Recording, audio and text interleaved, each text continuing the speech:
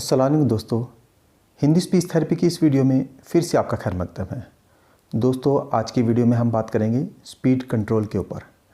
दोस्तों, क्या होता है, कई बार हमारी स्पीड, जो बोलने की स्पीड होती है वो बहुत ज़्यादा होती है, जिसकी वजह से हम अटकने लग जाते हैं, रुकने लग जाते हैं और हमारी स्टैमरिंग डे बाय डे बढ़ती रहती है।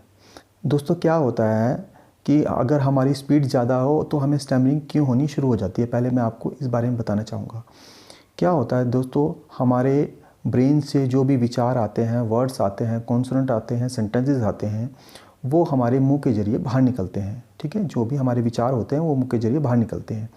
लेकिन अब ब्रेन से तो विचार स्पीड में आ रहे हैं, लेकिन हमारे जो मसल्स हैं वो उतनी स्पीड से काम नहीं कर रहे, वर्क नहीं कर रहे। अब बोलने के लिए हमारी टंग की ज़रूरत होती है, वोकल कॉर्ड की ज़रूरत होती है, हमारी ब्रीथ की ज़रूरत होती है। जितनी स्पीड से हमारे विचार आ रहे हैं उतनी स्पीड से हमारे मसल्स काम नहीं कर रहे, यानी कि हम स्टक हो जाते हैं, रुक जाते हैं।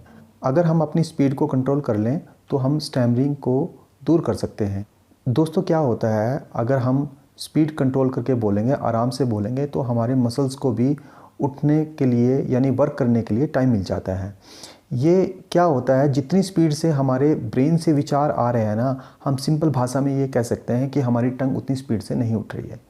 तो स्पीड कंट्रोल करके हमें हमारी टंग को उठने में यानी वर्क करने में हमें समय मिल जाता है और हम स्टैमरिंग दूर कर सकते हैं।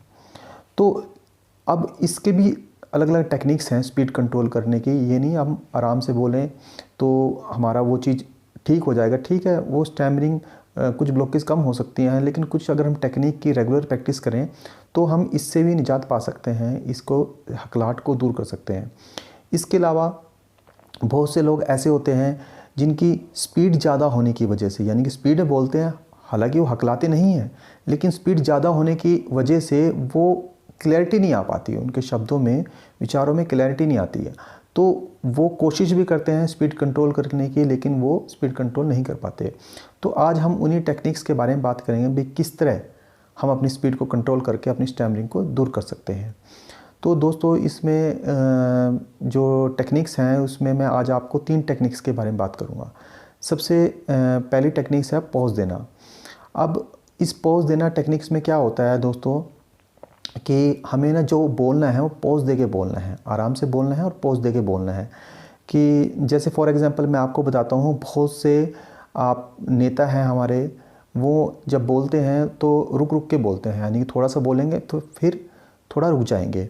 जैसे कि अगर आप हमारे नेता अटल बिहारी वाजपेयी की स्पीच सुनोगे, वो थोड़ा सा बोलते हैं और फिर रुक जाते हैं। तो हमने भी ऐसे बोलना है। तो मैं आपको एक बोल के दिखा देता हूँ कि भाई किस तरह बोलना है, किस तरह आपने प्रैक्टिस करनी है। पॉज दे के थोड़ा सा बोलना है, फिर रुक जाना है। तो उसके लिए क्या करना है, जैसे कि मैं फॉर एग्ज़ाम्पल बोलता हूँ, भारत के संविधान में कुछ ऐसी बातें लिखी हुई हैं जिसकी हमें मालूमात नहीं है, हमें उसकी मालूमात होनी चाहिए, क्योंकि अगर हमें इसके बारे में ज्ञान होगा तभी हम कुछ हासिल कर सकते हैं, अपने बच्चों को ज्ञान दे सकते हैं, अपने हकों के बारे में जान सकते हैं। तो दोस्तों, जैसे कि आपने देखा कि मैं थोड़ा सा बोलने के बाद थोड़ा सा पॉज देता हूँ, रुक जाता हूँ। इससे क्या होता है, हम जब पॉज दे के बोलते हैं तो हमारे मसल्स को भी रेस्ट मिल जाता है, और वो जब उठते हैं तो वो हमारी जो ब्लॉकेज आनी होती है वो ब्लॉकेज नहीं आती।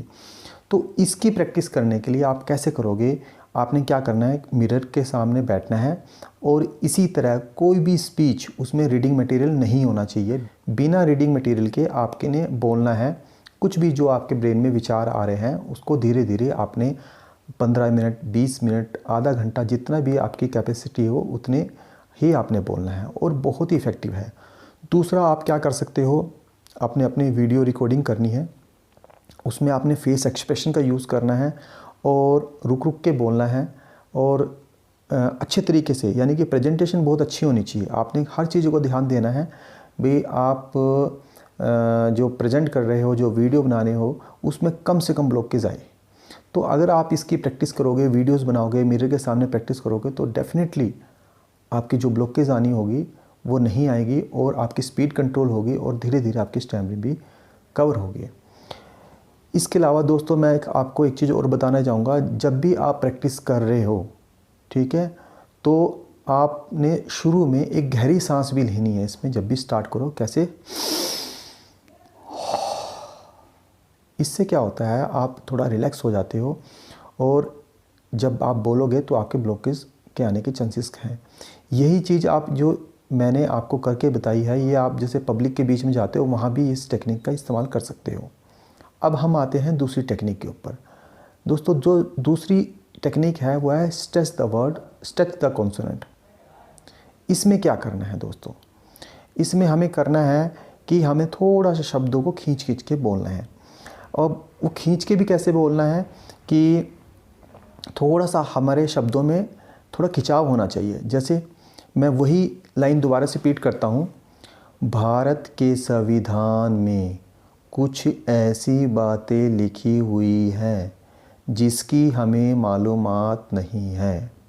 आप इसी तरह थोड़ा सा, आपने देखा होगा कि मेरे शब्दों में खिंचाव है, खिंचाव पूरा होना चाहिए, ठीक है।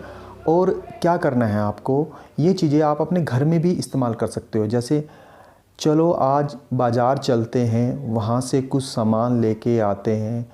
अगर हम बाज़ार से सामान लेके आएंगे तभी हम कुछ घर में बना पाएंगे।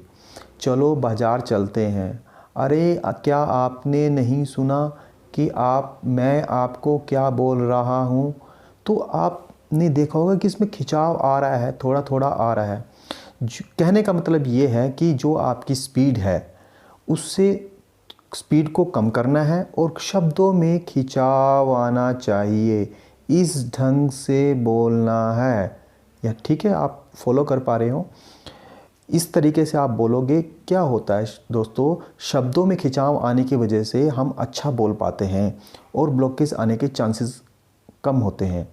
और दोस्तों क्या होता है, ये इतना आसान भी नहीं है कि मैं आपको कहूँ कि शब्दों खींच के बोलो। और हम जब थोड़ा स्टार्ट तो कर लेते हैं, लेकिन जैसे ही रूटीन में होते हैं वो वैसे ही हम अपनी स्पीड में आ जाते हैं।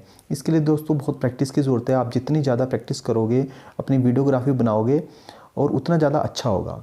और दोस्तों जब भी आपने स्पीड कंट्रोल की वीडियोग्राफी बनाओ, एक चीज़ का ध्यान और रखना कि आप, जैसे कि आपने मेरा देख रहा, मैं अपने हाथों को यूज़ कर रहा हूँ, फेस एक्सप्रेशन का यूज़ कर रहा हूँ, तो आप इस चीज़ का भी बड़ा ख्याल रखें। जितना ज़्यादा आप इस चीज़ का ख्याल रखोगे उतना ज़्यादा अच्छा रहेगा। कोशिश करें कि जब भी आप स्पीड कंट्रोल की थेरेपी को हफ्ता 10 दिन हो जाएं, आप अपने घर से स्टार्ट करें, ठीक है। घर से आराम आराम से बोलें, फिर धीरे धीरे आप पब्लिक के बीच में आओगे तो वो चीज़ें आपकी रिकवर होनी शुरू हो जाएगी।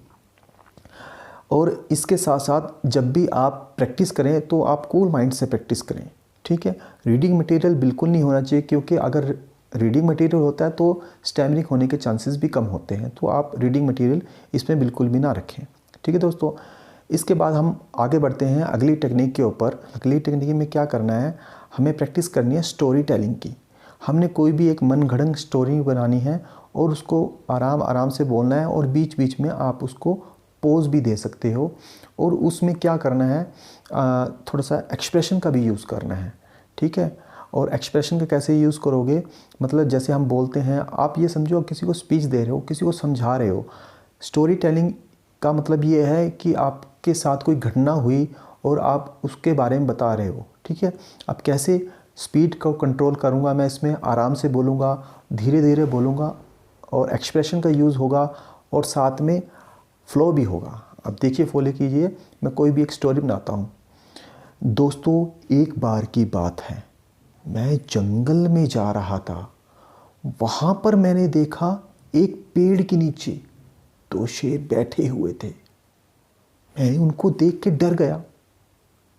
मुझे लगा अगर वो मुझे खा जाएंगे तो मेरा क्या होगा। मुझे तभी एक आइडिया दिमाग में आया। मैं झट से एक पेड़ पे चढ़ गया। मैं जैसे ही पेड़ पे चढ़ रहा था तो शेर ने मुझे देख लिया। वो तुरंत दौड़ के आया। जितनी स्पीड से आया, मैंने उतनी स्पीड से अपना आप को ऊपर तक ले गया। अब शेर तो ऊपर नहीं आ सका। मुझे सारी रात हो गई इंतज़ार करते हुए कि कब शेर जाए और कब मैं नीचे उतरूं। तो दोस्तों जैसे कि आपने देखा कि मैं इसमें अपने एक्सप्रेशन का यूज़ कर रहा हूँ, हाव भाव का यूज़ कर रहा हूँ, शब्दों खिंचाव करके बोल रहा हूँ, ये आप स्टोरी टेलिंग में बोल सकते हैं। इससे आपका क्या होगा, आपकी स्पीड कंट्रोल करने की जो आदत है वो बनी रहेगी और धीरे धीरे आप रूटीन में प्रैक्टिस करोगे तो बहुत अच्छा होगा। और दोस्तों क्या है, ये बहुत इम्पोर्टेंट है हमारी ब्लॉकेज को दूर करने का। ये बहुत अच्छे जो टेक्निक्स हैं, बहुत अच्छी हम अपनाते हैं, अपने जो स्टूडेंट हैं उनको बोलने के लिए कहते हैं और उनको काफ़ी फ़ायदा भी होता है। यही चीज़ कुछ दिनों में क्या होता है, आपकी रूटीन में आनी शुरू हो जाती है। आप जो स्पीड कंट्रोल करके बोल रहे हो, देखो दोस्तों, मेरी जो स्पीड है बात करने की वो इस तरह से है। मैं इस वीडियो में भी ज़्यादातर स्पीड कंट्रोल करके ही बोल रहा हूँ, यानी कि आराम आराम से बोल रहा हूँ, जैसे कि आपने अभी नोट किया।